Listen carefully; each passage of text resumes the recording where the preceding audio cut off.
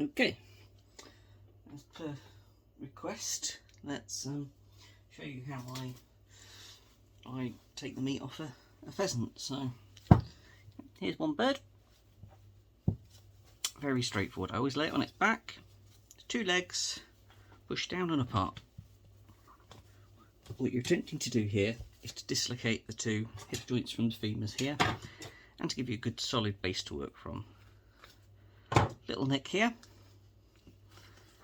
hand in, and pull back the covering, okay, underneath the skin. Okay, so we just pulled that apart, not much pressure, not much effort. Push that back. Now we've got some shock damage here, but that's mostly just blood from it rather than anything in particular. So what we'll do is, let's do the same thing up the thigh. I'm doing this slightly cack-handed so you guys can see. But essentially, you've now got to the stage where that thigh is completely clear.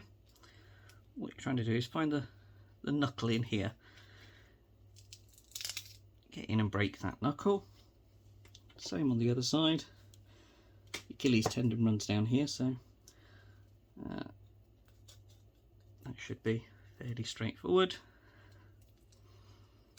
Give it a twist. Okay. Just pull those feathers and that last little bit of skin off. I don't really worry too much because I usually debone these to make chopped pheasant.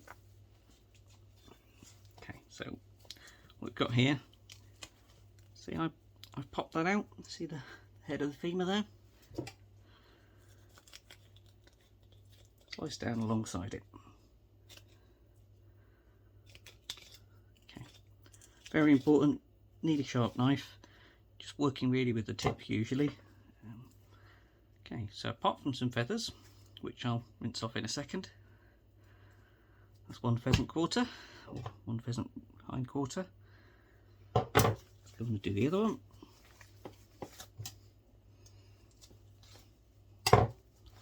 Same thing applies. Pull it away.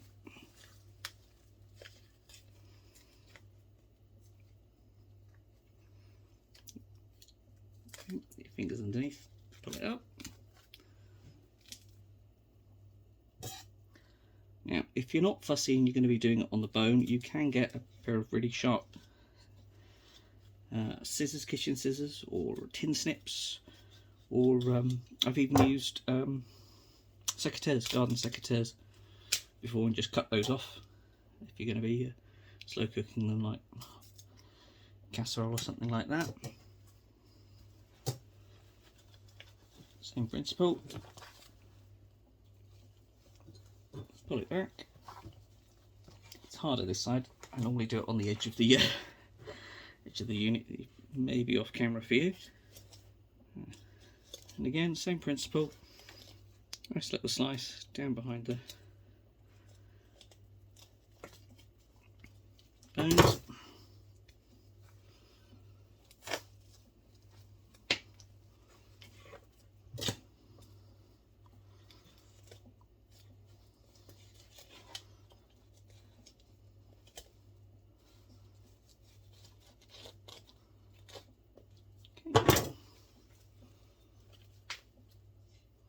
Again, similar kind of thing.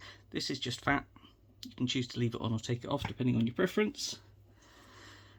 And that leaves us with the breasts. Very simple. Either side of the keel bone. Go down till you feel resistance, pull it open, and just part away with the very tip of the knife.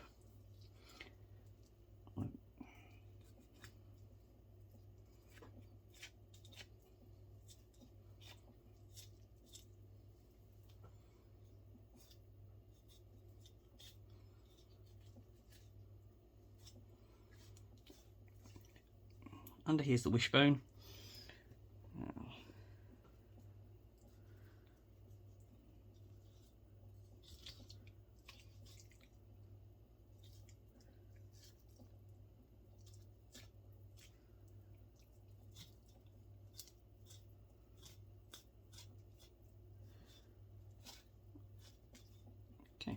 Again, got a little bit of blood damage.